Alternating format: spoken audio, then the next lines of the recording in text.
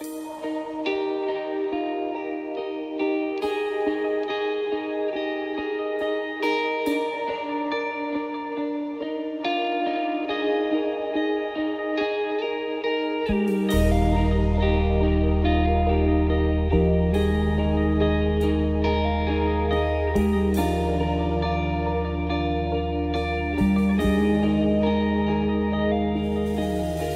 cristão é uma nova criatura.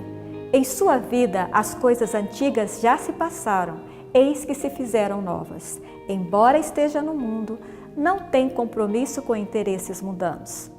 Por preceito e exemplo, deve influenciar outras pessoas, oferecendo um estilo de vida melhor.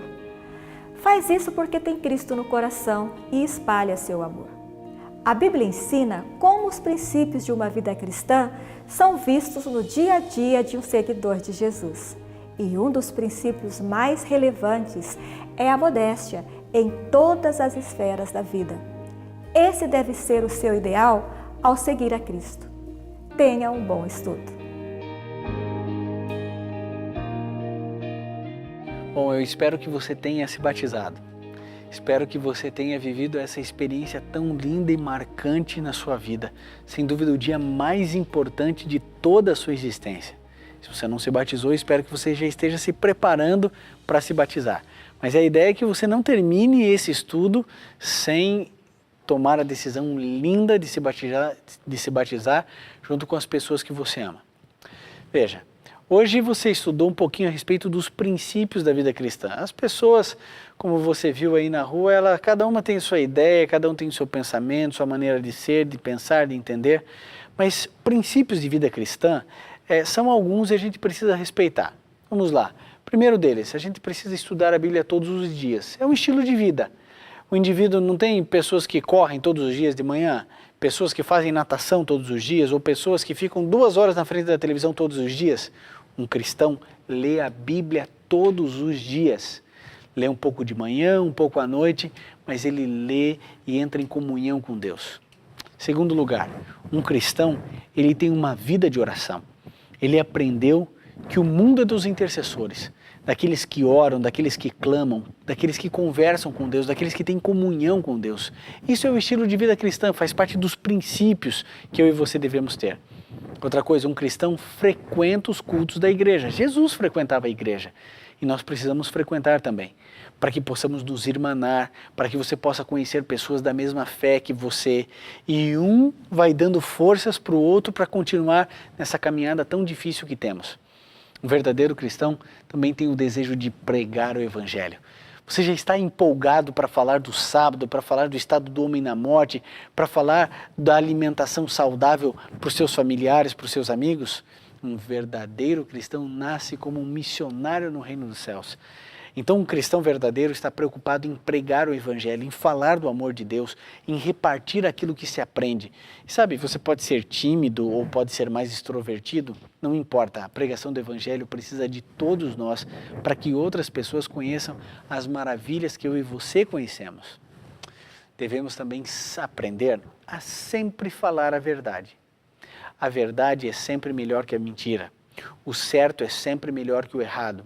Vale a pena você ser tão verdadeiro quanto Jesus Cristo foi. Mesmo que com a verdade você se prejudique. É melhor a verdade do que a mentira, sempre. A gente precisa também aprender a servir mais os outros. Fazer o bem sem ver a quem e sem esperar nada em troca. Eu me lembro de uma atitude que uma mulher desenvolveu nos Estados Unidos.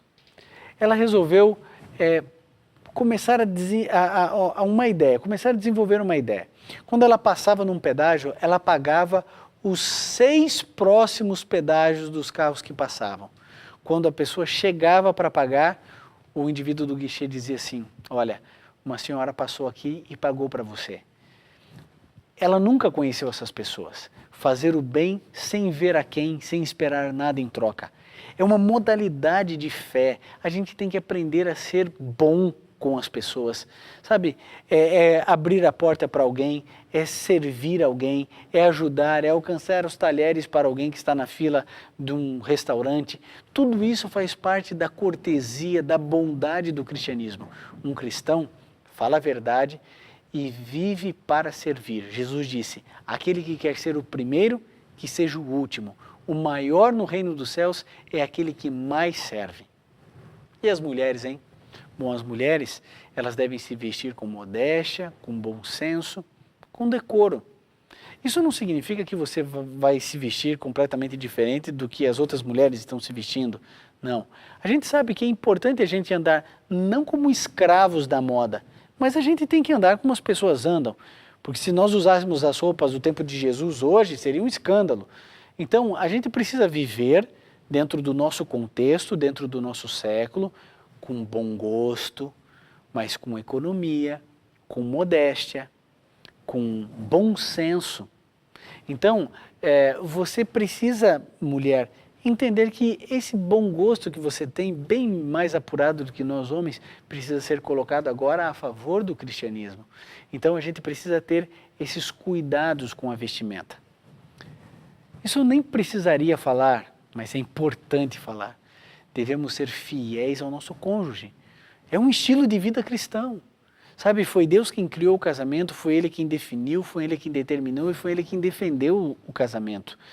Nosso casamento é monogâmico e nós devemos ser fiéis e respeitar os votos que fizemos no altar.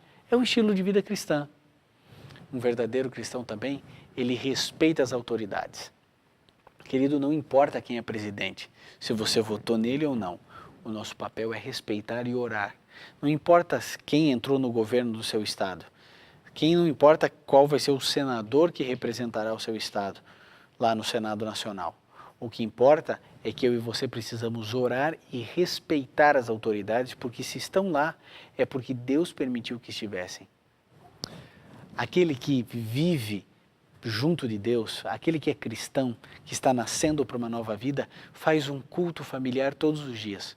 O culto familiar não deve ser cumprido. Breve, 1, 2 músicas, pedidos de oração, um verso da Bíblia, um parágrafo de um texto cristão, então a oração e assim feito o culto familiar. Mas esse espírito familiar de culto precisa ocorrer todos os dias na nossa casa. Precisamos aprender a amar nossos irmãos, a amá-los verdadeiramente, não da boca para fora, mas nos importarmos com ele. É isso que o cristianismo faz. Querido, nós também não nos envolvemos com festas mundanas, pecaminosas, como o carnaval. Sabe, às vezes a gente pensa, puxa, mas é só brincadeira, o pessoal pulando. Gente, quanta morte acontecendo nesse período do ano por causa dessa festa. Quanta gente bêbada, quanto adultério, quanta AIDS, quanta tristeza, quantas violências acontecendo. Nós não nos envolvemos com esse tipo de coisa. Quem nasce para Cristo Jesus ama algumas coisas, mas odeia, detesta as outras. Porque nós nascemos de novo. Nós somos novas criaturas em Cristo Jesus. E você quer viver de acordo com os planos e sonhos de Deus? Quer ser uma outra pessoa mais pura, mais honesta, mais correta, mais verdadeira, mais sincera, mais ética? Um cidadão melhor? Quer ter uma família estruturada? Querido, siga os princípios do cristianismo. É o nosso manual, é o nosso guia para a gente poder viver bem nessa terra. Semana que vem, nós vamos falar um pouquinho a respeito da educação cristã. Alguns conceitos importantes que eu e você precisamos ter. Eu espero que você continue se desenvolvendo, crescendo, se tornando um cristão cada vez mais poderoso em palavras e em obras. Um cristão cada vez mais alicerçado, cada vez mais conhecedor da palavra de Deus e mais amigo de Jesus. Viva bem, viva de acordo com os sonhos de Deus. Eu sei, muitos de vocês já se batizaram, outros estão a um passo.